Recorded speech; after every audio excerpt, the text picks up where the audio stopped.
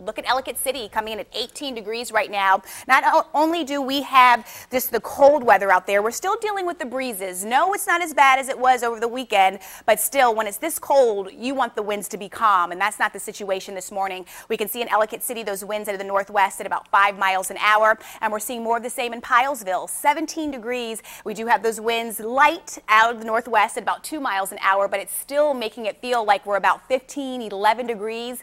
Look at Glen Burnie, temperature at 20 degrees, but with the winds out of the northwest, yes, it does feel like about 11 degrees outside, so do make sure you bundle up as you step out and about. Let's take a look at the radar because we are dry. This is going to be the silver lining for today. We're not dealing with any type of a wintry mix out there as of yet. We'll stay dry as we go through time, and then we'll start to have change in the forecast. Now let's take a look at these graphics because I do want to show you as you plan your day what you can expect. You're waking up around 6 o'clock, 7 o'clock, temperature at 22 degrees. We'll be at 28 degrees as we head into 9 o'clock today, and only 35 degrees by lunchtime. That high temperature coming in at 38. Let's get a check now of the ABC2 Time Saver traffic with Lauren Cook. Good morning. Good